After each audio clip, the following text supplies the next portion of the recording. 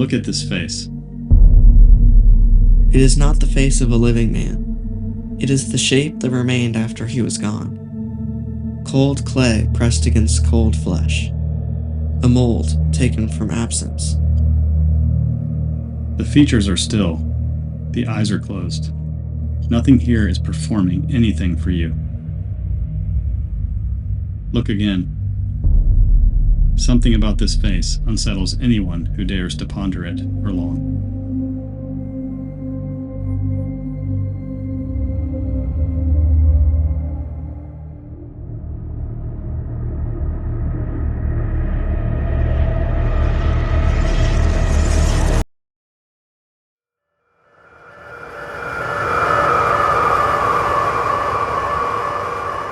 Blaise Pascal died in Paris on August 19th, 1662. He was 39 years old. He was famous before the age of 16. He solved problems that had baffled the finest minds in Europe. He built calculating machines that had never existed before. He corresponded with Descartes. He upended the science of pressure and vacuums. He was celebrated, sought after, brilliant. And then something happened to him. Not all at once, gradually, and then irreversibly. He became ill. The illness was strange and relentless, and never fully explained. It took years. It took everything. He passed through the veil after spending the better part of a decade in increasing pain. But before he died, he left 2 documents behind. He did not leave them deliberately, or at least not in the way you leave a will or a letter. He left them the way a man leaves the marks of his hands on everything he has held for a long time. The first was found by accident. When they prepared his body for burial, something was discovered. Folded into the lining of his inner shirt, stitched against the fabric, worn close against his skin, above his heart, a piece of paper. He had carried it there for years. No one knew. They unfolded it carefully. It contained a few hundred words. It is called the Memorial, or sometimes, perhaps more fittingly, Pascal's Amulet. You can read the whole thing in under 2 minutes. But when you reach the center of it, one word arrests you completely. Fire. He wrote this document in a single night. November 23rd, 1654. He wrote it in the dark afterglow of an experience he could barely put into words. God of Abraham, God of Isaac, God of Jacob, not the God of the philosophers and scholars. Fire. Joy, joy, joy, tears of joy. He folded it. He stitched it into his shirt. He never spoke of it to anyone. He carried it against his heart until he died, and they found it when they undressed him for the grave.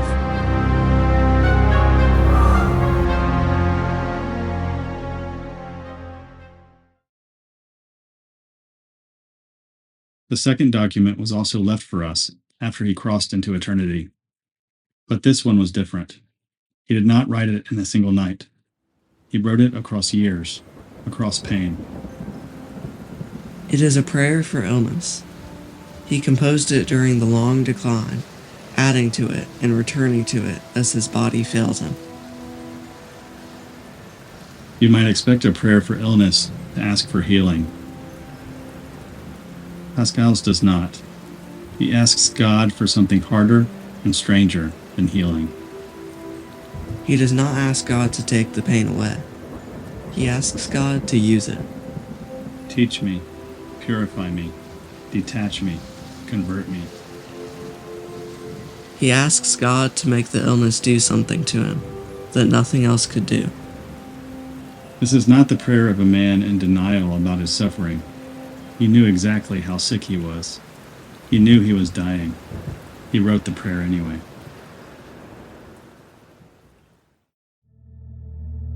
These 2 documents belong together. They are the record of 2 different nights. The first night was sudden, a single evening in November 1654. Something happened. An encounter. An opening torn in the fabric of things. God passed through as fire. And Pascal wrote it down, stitched it to himself, and never let it go. The second night was long. It lasted years. It was the night of illness, of diminishment, of the slow loss of everything he had been. It had no single date. It had no dramatic moment. It was just the accumulation of pain, day after day, pressing down on him. The amulet is the record of the first night. The prayer is the record of the second. And here's what matters. You cannot understand the first without the second. The fire of November 1654 was not the end of Pascal's story with God. It was the beginning of it. The prayer shows you what Pascal believed the fire required of him. It required transformation. It required all of him without reservation. The chalice receives the wine, returning it as the life of God. The body of the violin receives the sound and gives it back as music. What about man? Pascal believed man was made to receive something, and that suffering was one of the ways the space inside of us becomes an opening for the fire to pass through. In the dark labyrinth of our age, we are offered two certainties: that suffering has no meaning, and that religious experience is intense, perhaps, but private, internal, and finally inconclusive. Pascal spent the last decade of his life refuting both of these.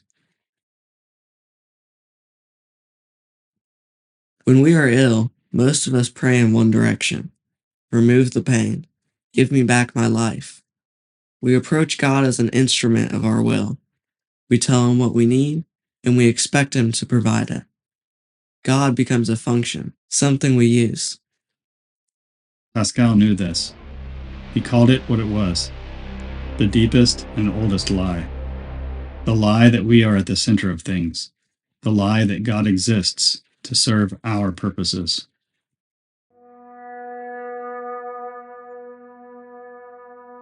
Someone said that God is dead, that we have killed God. Pascal disagreed. He said God is in the room. He said God is tapping on your chest with every heartbeat. And he said we spend our lives looking everywhere else, filling our attention with the world, with distraction, with whatever will keep us from having to meet the fire in that gaze. The fire that consumes all. Pascal refused the lie, not easily and not without cause.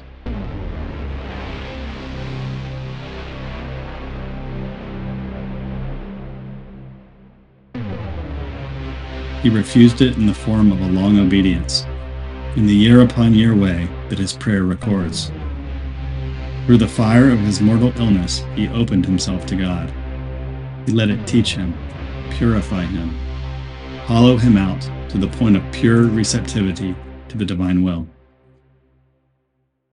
He believed he was being conformed to Christ, to the Christ in agony in the garden, to the Christ in agony on the cross, to the Christ who performed, through this, the essential human act, burying the wavering flame of his creaturely will in the infinite furnace of God's desire. Pascal believed suffering was terrible. He also believed that suffering without transformation was worse, that to suffer and learn nothing, to suffer and remain unchanged, was the greater loss. And above all, to live without what suffering alone can teach us is the real human tragedy.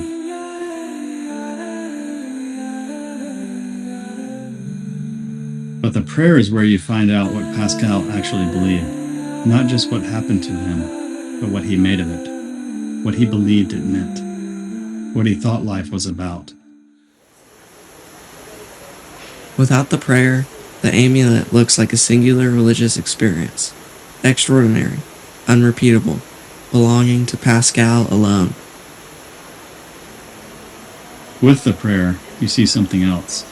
You see a man who took the fire of that November night and built a whole way of living inside of it. A discipline, a theology, a practice of standing before God with empty hands. His very self made a holocaust, day after day, through pain and diminishment and the approach of death. Pascal saw in his illness not an interruption of his life, but the deepest illumination of it. Who would pray this prayer? Who would come before God asking not for rescue, but for transformation? Who would let suffering do this work? Pascal did, and he left the evidence.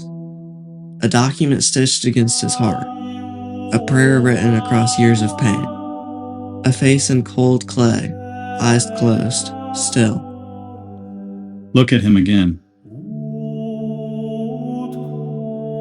He is not explaining himself to you. He never did. He left 2 documents and silence.